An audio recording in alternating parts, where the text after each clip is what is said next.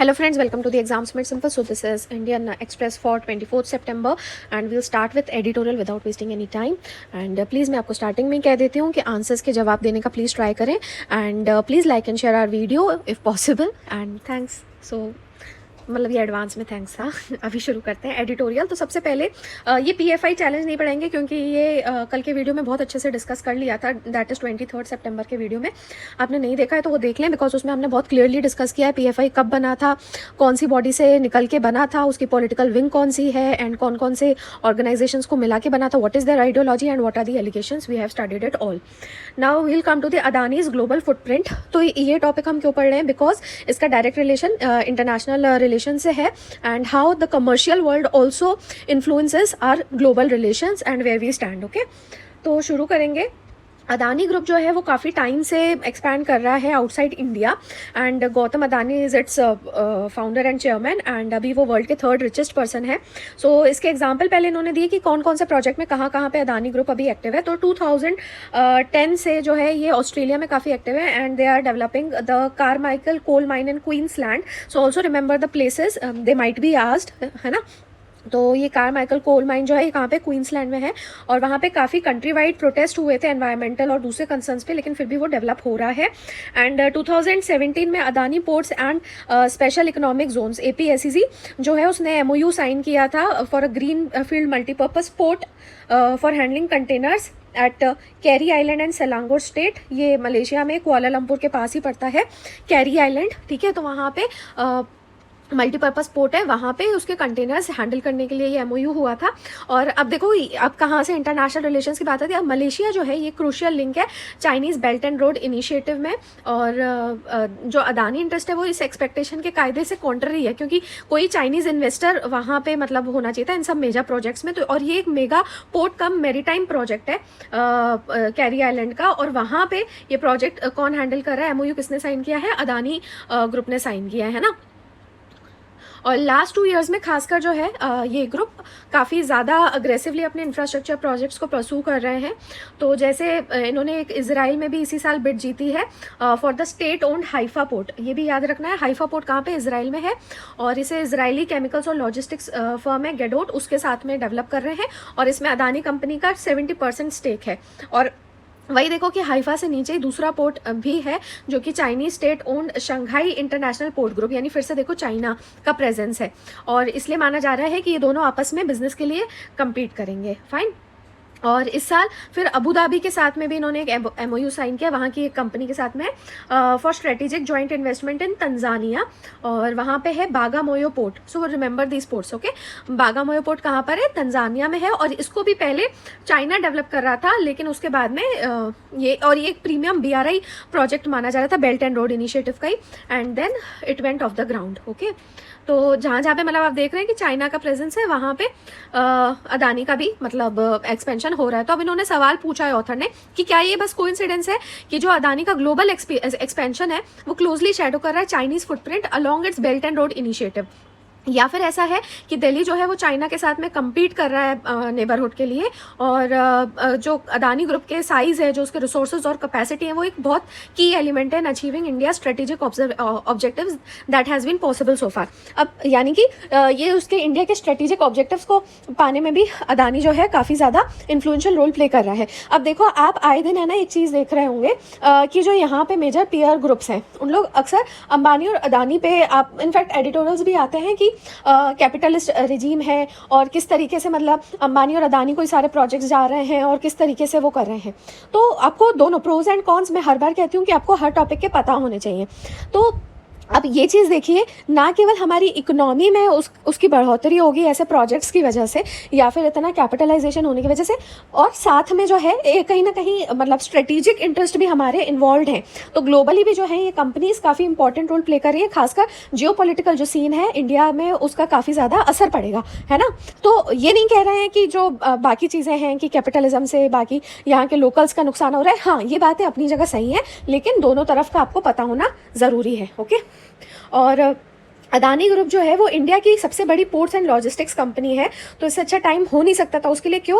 क्योंकि जो quad grouping है ऑस्ट्रेलिया, इंडिया, जापान, यूएस की, याद रखना क्वाड ग्रुप में कौन कौन है, Australia, India, Japan and US, ये अभी compete कर रहे हैं चाइना के साथ इन दी इंडो पैसिफिक एरिया, और वहाँ पे कमिट किया है इंफ्रास्ट्रक्चर डिलीवरी को कैटलाइज करने का। तो $50 बिलियन इसमें मतलब ऐड किया जाएगा, है ना। तो इसमें मतलब अदानी जो है काफ़ी इंपॉर्टेंट पार्ट प्ले कर सकता है। और जो ज्वाइन किया अदानी और अबू धाबी पोर्ट का आपको बताया कि इंटरेस्ट है तंजानिया में, वो भी ऐसे टाइम पे आ रहा है जब I2U2 ग्रुप बना है। I2U2 भी आपको बता चुके हैं कि क्वाड की तर्ज पे ये I2U2 इकोनॉमिक ग्रुप बनाया गया है। कौन कौन है इसमें? इंडिया, इजराइल, यूएई और यूएस, है ना। तो इसको कहा जा रहा है as the Quad of the Middle East. तो ये भी चाइना का जो चैलेंज है आउटसाइड इंडो पैसिफिक, उसको एड्रेस करने के लिए, है ना।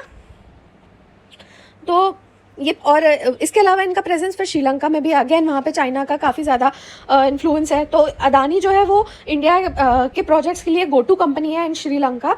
और श्रीलंका, जापान, इंडिया का अग्रीमेंट एक हुआ था जहाँ पे वही APSEZ जो है अदानी की, वो डेवलप करने वाले थे और ऑपरेट करने वाले थे eastern container terminal at Colombo port. लेकिन फिर राजपक्सा गवर्नमेंट ने इसको एब्रप्टली कैंसिल कर दिया था, और एज अ कंसोलेशन बाद में इन्होंने वेस्ट कंटेनर टर्मिनल ऑफर किया था। तो अब अदानी जो है वो इसको जॉइंटली डेवलप कर रहे हैं, ओके। और इनका एक नया मॉडल भी है for doing business with neighbours. तो फिर से एक नेबर कंट्री यानी बांग्लादेश के लिए झारखंड में एक पावर प्लांट बनाया गया जहाँ पे पूरा का पूरा आउटपुट जो रहेगा वो बांग्लादेश में भेजा जाएगा। So it is a win win situation.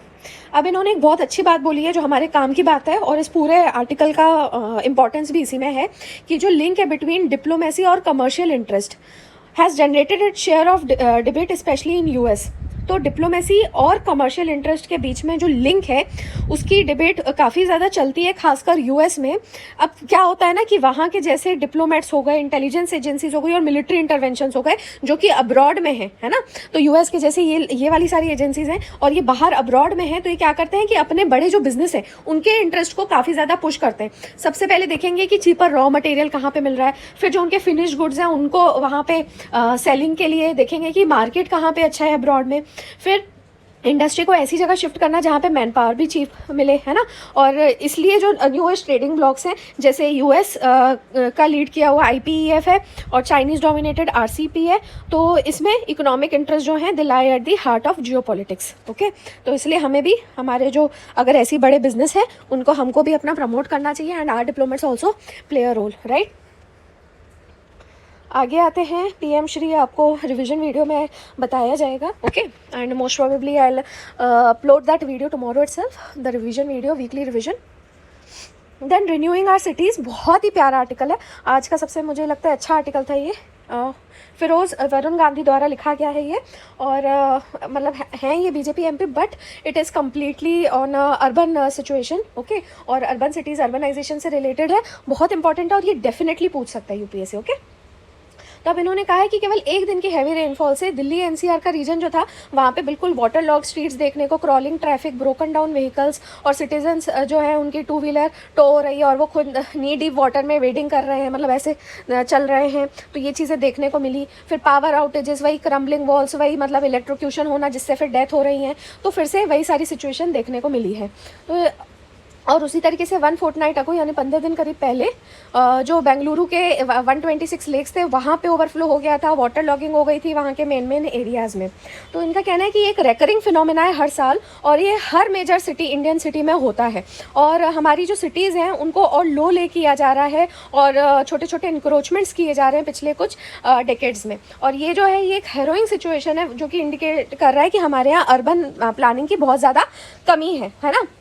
तो अब इन्होंने कहा है कि हर मेजर सिटी में आप देखो तो सैनिटाइज्ड एनक्लेव्स हैं। सैनिटाइज्ड एनक्लेव्स यानी कि कैसे, जैसे सिविल लाइंस हो गए एरिया और कैंटनमेंट एरिया हो गए, है ना। तो मतलब ये एरियाज आप देखोगे तो प्रॉपर एनक्लेव्ड यानी कि अच्छे से मतलब प्रोटेक्टेड एंड सिक्योर्ड हैं और काफ़ी क्लीनलीनेस रहती है। और फिर भी एरियाज विद इकोनॉमिक वाइटलिटी जो हैं वो कम इन सिविक इंफ्रास्ट्रक्चर में भी स्प्रिंग अप हो रहे हैं, है ना। तो आए दिन नए कॉम्प्लेक्सेस, नई सोसाइटीज़ बनना जहाँ पे इतनी सिविक एम्यूनिटीज़, मॉल्स वगैरह ये सब बन रहे हैं, तो लिमिटेड सिविक एम्यूनिटीज़ में, लेकिन वही अपना इकोनॉमिक वाइटैलिटी के लिए वो बढ़ते जा रहे हैं। और जो हमारी सिटीज़ हैं वो जो अर्बन प्लानिंग के की एलिमेंट्स हैं उनको कंटिन्यूसली नेग्लेक्ट कर रही है। की एलिमेंट्स जैसे यानी क्या, जैसे स्टॉर्म वाटर जहाँ पे जो नालों में इकट्ठा होता है ड्रेन्स में, उसको इग्नोर किया जा रहा है, लेक्स और रिवर्स को नेग्लेक्ट किया जा रहा है, और जो अर्बन स्पेसेस है उनको कंक्रीटाइज यानी वही हर कहीं मतलब रोड बन रहे हैं और बिल्डिंग्स बन रही हैं, है ना। और इन्होंने एक डेटा दिया है, आप इसको प्लीज़ नोट डाउन कर लें।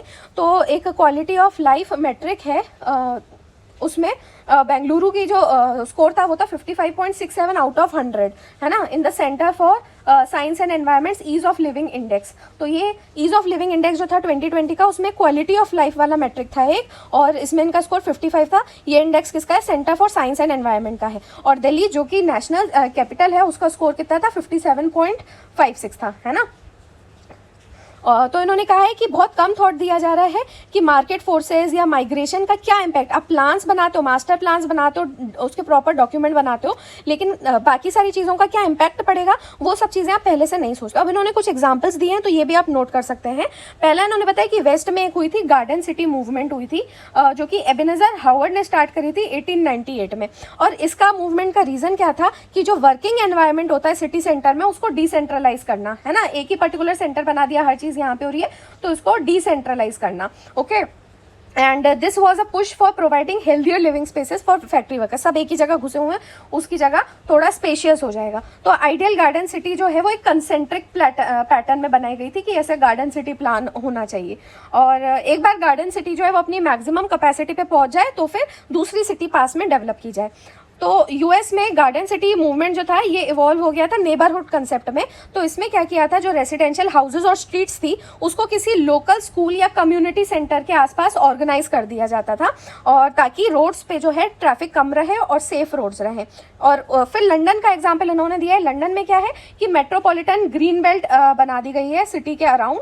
तो ये जो मेट्रोपॉलिटन ग्रीन बेल्ट है किस लिए है? ताकि जो पोल्यूशन और कंजेशन है वो ऑफसेट हो सके और बायोडाइवर्सिटी मेंटेन हो सके। तो अब इन्होंने यही सवाल पूछा है कि क्या इंडियन सिटीज़ भी ऐसा नहीं कर सकती हैं, ऐसा ही सिमिलर, और मतलब केवल आप रिंग रोड या अर्बन स्प्रॉल्स जो ऐसे बढ़ते जा रहे हैं उसकी जगह पे ऐसा कोई आपकी पर्टिकुलर प्लानिंग होनी चाहिए। पेरिस का फिर इन्होंने एग्जांपल दिया है 15 मिनट सिटी। ओके, तो ये भी बहुत अच्छा एग्जांपल है कि इसमें आइडिया क्या है कि हर पेरिसियन यानी पेरिस में रहने वाला जो भी इंसान है उसके पास में 15 मिनट का ही मतलब डिस्टेंस होना चाहिए अगर उसको शॉपिंग करनी है, काम पे जाना है, रिक्रिएशनल एक्टिविटी या फिर अपनी कल्चरल नीड्स को फुलफिल करने के लिए जाना है, तो 15 मिनट की वॉक या बाइक राइड के अंदर ही उसकी ये सारी एक्टिविटीज़ कम हो जानी चाहिए। इससे क्या होगा कि वेहिकुलर ट्रिप कम रहेंगी और मतलब उससे उनको कहीं भी मतलब व्हीकल वगैरह का यूज जो है कम करना पड़ेगा। तो फिर ऐसे में सिटी कैसे रहती है कि इट इज़ प्लान फॉर पेडेस्ट्रिशियंस, मतलब गाड़ियाँ कैसे जाएंगी, मोटर्स कैसे जाएंगी की जगह जो पेडेस्ट्रिशियंस हैं, जो खुद ही मतलब वॉक करके या बाइक राइड से जाने वाले लोग हैं, उनके लिए उनके हिसाब से प्लान किया जाता है। और मिक्स यूज डेवलपमेंट होता है लैंड का, और इसमें पेडेस्ट्रिशियन इंफ्रास्ट्रक्चर जोड़ा जाएगा और नॉन मोटराइज ट्रांसपोर्ट जोन अलग से रहेंगे। और इसमें क्या रहेगा कि आप है ना हाईवे को वाइडन नहीं करते हो, उल्टा पेडेस्ट्रिशियन के जो वॉकवे होते हैं ना, हमारे यहाँ पे क्या होता है कि यहाँ पे पेडेस्ट्रियन वॉकवेज जो रहते हैं वो साइड में पतले पतले रहते हैं और हम इस एरिया को वाइडन करते हैं। अब लेकिन इस प्लान में क्या रहेगा कि जो पेडेस्ट्रियन वॉकवेज हैं वो मतलब चौड़े चौड़े बने और बीच का जो आपका मोटरेबल जोन है वो कम रहे, ताकि आप ज़्यादातर वॉकिंग या राइडिंग करो, है ना। तो अब इन्होंने वही कहा है कि बेंगलुरु को क्या ऐसे डिज़ाइन नहीं कर सकते जहाँ पे मतलब ट्रैफिक का कुछ हमको इतना सुनना ही ना पड़े और हर जो रेसिडेंट है उसको जॉब्स, पब्लिक सर्विसेज और ग्रोसरीज अपने पास में ही मिल जाए। तो 10 मिनट डिलीवरी ऑफ फूड होने की जगह पे 10 मिनट वॉक टू वर्क हो जाए, है ना। तो अच्छा इन्होंने मतलब इस तरीके के फ्रेजेस भी बहुत अच्छे दिए हैं। फिर इन्होंने नेक्स्ट ये देखो आइडियाज़ दिए हैं, आप इन आइडियाज़ को है ना अपने पास नोट कर सकते हैं। हर इंडियन सिटी को आइडियली इन्होंने कहा एक मास्टर प्लान होना चाहिए जो कि एक स्ट्रेटेजिक अर्बन प्लानिंग डॉक्यूमेंट हो और उसको हर 1 दशक या 2 दशक में उसको अपडेट होना चाहिए। और इसमें पूरी जानकारी होनी चाहिए कि सिटी ग्रो कैसे करेगी, वर्टिकली करेगी या हॉरिजॉन्टली करेगी, जोन्स के अक्रॉस कैसे करेगी, और साथ में quality of life sustainable manner में कैसे ऑफर की जाएगी। और इसमें पावर्टी मिटिगेशन, अफोर्डेबल हाउसिंग और अर्बन माइग्रेंट्स की लिवेबिलिटी का भी ध्यान देना चाहिए। फिर इन्होंने बताया कि अर्बन लैंड यूज़ को भी और अच्छा होना चाहिए। तो कहा कि अगर आप सैटेलाइट मैप इमेजरी देखो तो आपको समझ में आएगा कि इंडिया की जो अर्बन ग्रोथ है वो बहुत हैफसड है ना।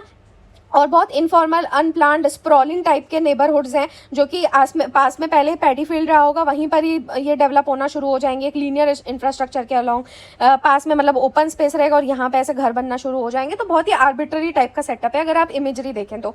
और साथ में जो बिल्डिंग कोड्स हैं उनका भी वीक इन्फोर्समेंट होता है।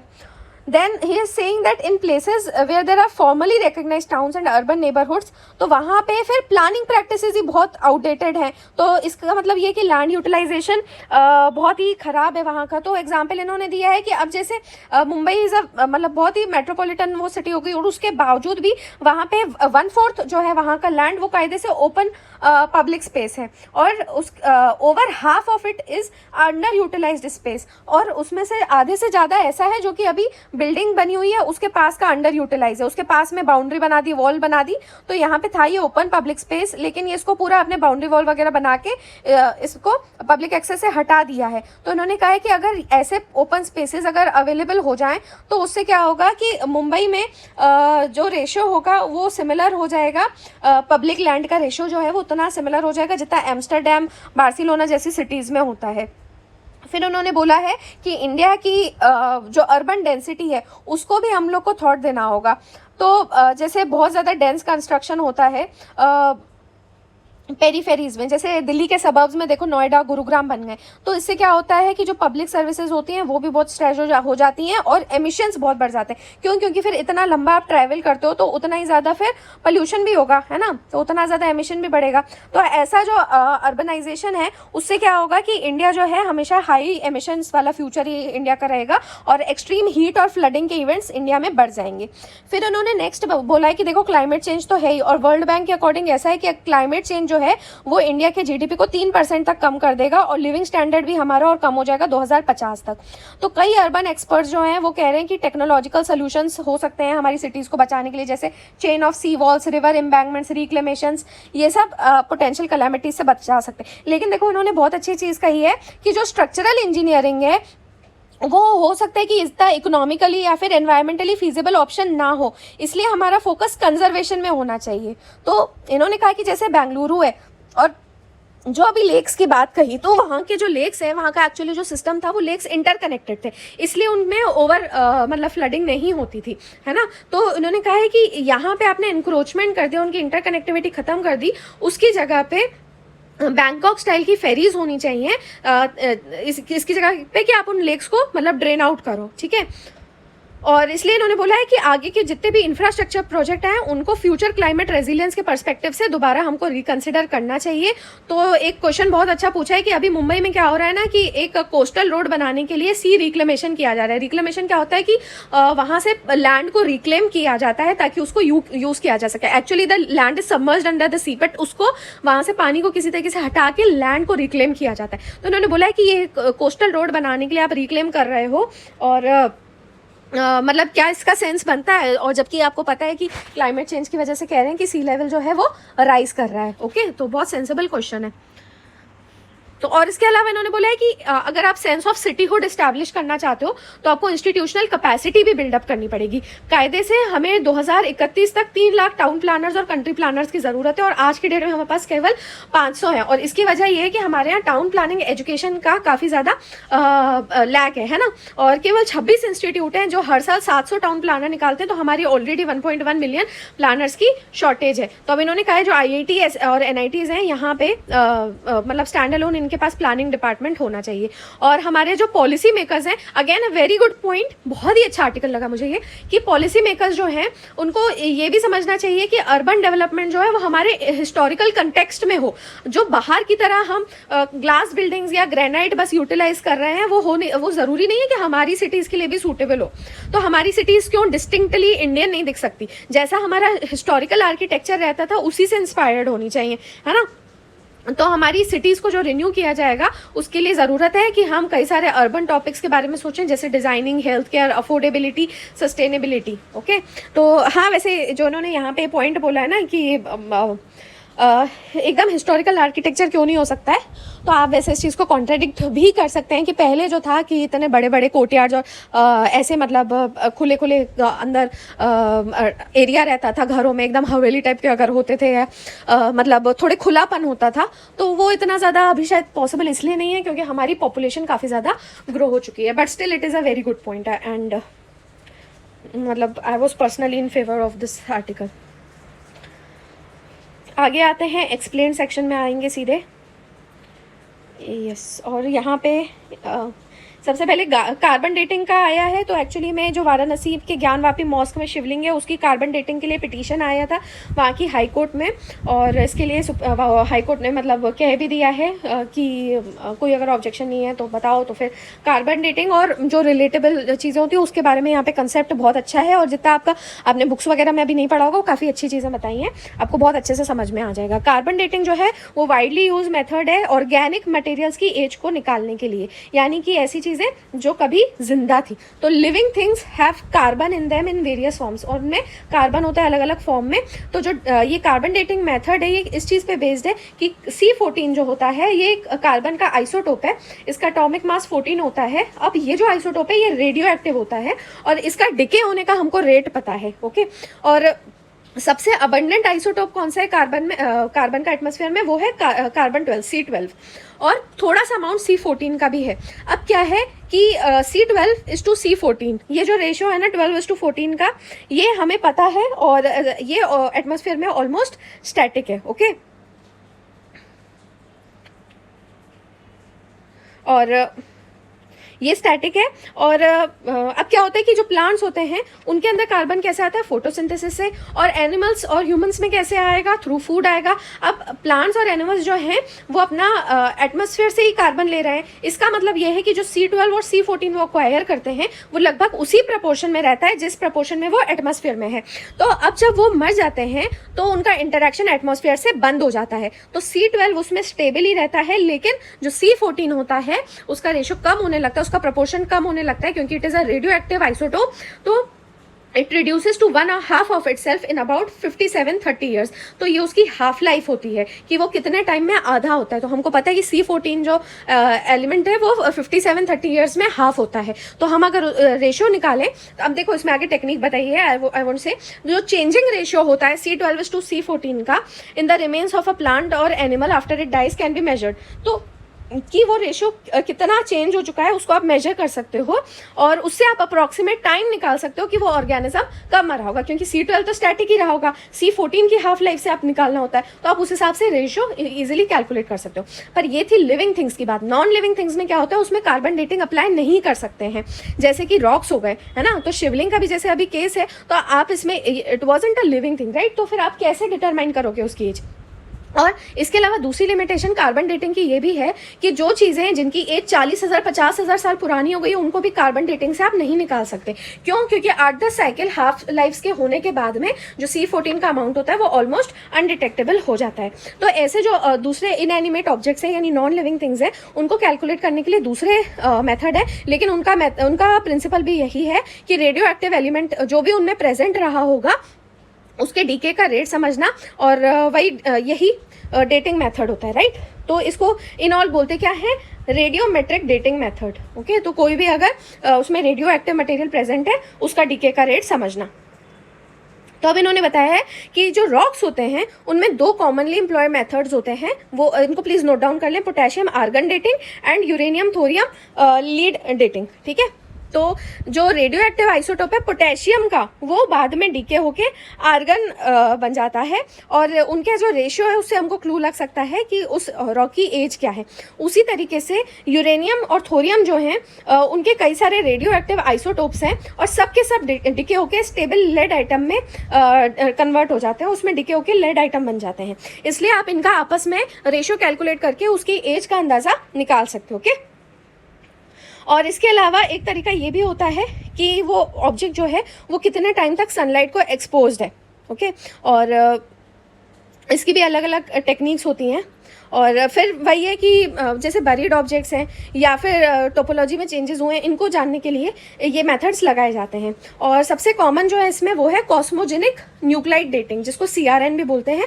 और ये आइस कोर्स की जो स्टडी होती है ना, आइस कोर्स समझना कि पोलर रीजन में उसकी एज कितनी ज़्यादा है, उसको समझने में ये CRN यूज़फुल होता है। और कार्बन डेटिंग जो है वो इनडायरेक्टली भी यूज़ की जाती है।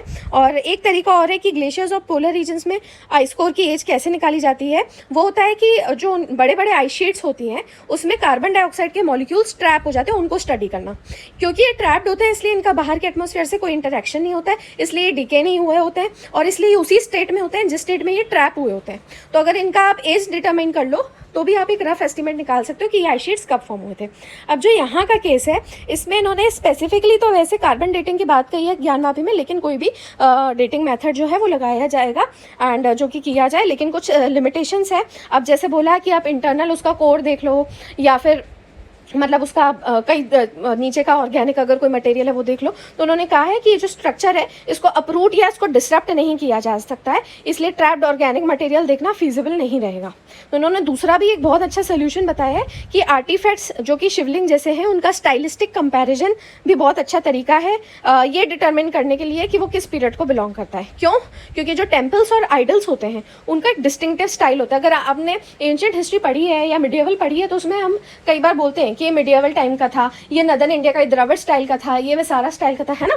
तो इन्होंने यही कहा है कि एक पर्टिकुलर पीरियड होता है, क्योंकि ये गुप्ता एज का था, ये पल्लवास के टाइम का है, ये रॉक कट है ना।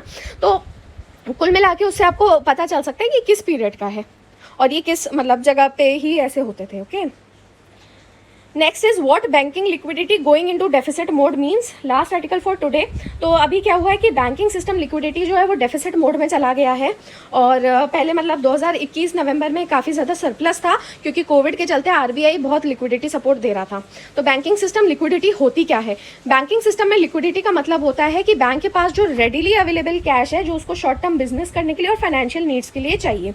तो अगर बैंकिंग सिस्टम RBI से नेट बोरोवर हुआ लिक्विडिटी एडजस्टमेंट फैसिलिटी के तहत, ये LAF अभी आपको मैं बताऊंगी, तो फिर जो सिस्टम लिक्विडिटी है वो डेफिसिट में रहेगी। अगर मान लो वो नेट लेंडर हुआ तो फिर सिस्टम लिक्विडिटी सरप्लस में कही जाती है। LAF जो होता है वो RBI के ऑपरेशंस होते हैं जिससे वो लिक्विडिटी को इंजेक्ट करता है या एब्जॉर्ब करता है सिस्टम में या फिर सिस्टम से। ओके, तो अभी जो डेफिसिट है ये क्यों हुआ है? तो इन्होंने कहा है कि मल्टीपल फैक्टर्स हैं, जैसे कि uptick in the bank credit, है ना। मतलब काफ़ी ज़्यादा अगर लोन लिया जा रहा है, बैंक क्रेडिट बहुत ज़्यादा लिया जा रहा है तो बैंक में पैसा नहीं रहेगा। Then advance tax payments by corporate, तो कॉर्पोरेट अपना बैंक से उन्होंने काफ़ी ज़्यादा पैसा निकाल के एडवांस टैक्स पेमेंट किए होंगे तो उससे भी बैंक में नहीं रहेगा।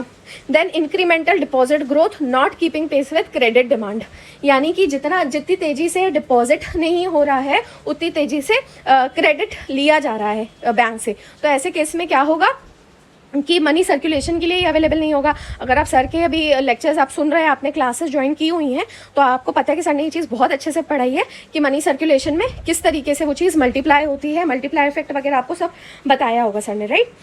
और इसके अलावा एक और रीज़न है, that is the intervention of the RBI into the forex market. तो वही है कि कंटिन्यूसली US डॉलर स्ट्रेंथन हो रहा है, स्ट्रेंथन होने की वजह से रुपी डिप्रिशिएट हो रहा है, तो RBI कंटिन्यूसली इंटरवीन कर रहा था उस एक्स्ट्रा रुपीज़ को वापस सिस्टम से हटाने के लिए, मॉप अप करने के लिए, ताकि ज़्यादा सिस्टम में ना रहे। तो इन सब चीज़ों की वजह से लिक्विडिटी कंडीशन में डेफिसिट है। तो अब इसका इम्पैक्ट क्या पड़ेगा कस्टमर्स पे, कंज्यूमर्स पे? तो जो टाइट लिक्विडिटी कंडीशन है उससे गवर्नमेंट सिक्योरिटी यील्ड्स भी राइज कर जाएंगी और इससे फिर हो सकता है कि कंज्यूमर्स के लिए भी इंटरेस्ट रेट्स बढ़ जाएं और रेपो रेट बढ़ जाएगा, है ना। टाइटनिंग होगी तो रेपो रेट बढ़ेगा और फंड्स वगैरह कॉस्टली हो जाएंगे। और फिर जो बैंक्स हैं वो अपना फिर वही होता है कि वो तो पूरा ट्रिकल डाउन इफेक्ट होता है। तो फिर उस केस में बैंक जो है अपना रेपो लिंक्ड लैंडिंग रेट हो गया और marginal cost of funds based landing rate होता है उसको भी वो बढ़ा देंगे। यानी MCLR क्या होता है, जिस रेट से कम बैंक्स लैंड नहीं कर सकते हैं। ओके, तो जिससे सारे लोन्स लिंक्ड रहते हैं तो ये सारे रेट भी आपके बढ़ जाएंगे, राइट। तो इसका असर कंज्यूमर पे बहुत ज़्यादा पड़ेगा। So that was all from today. I hope आपको अच्छा लगा, तो please tell me in the comment section and also like and share our video. Thank you for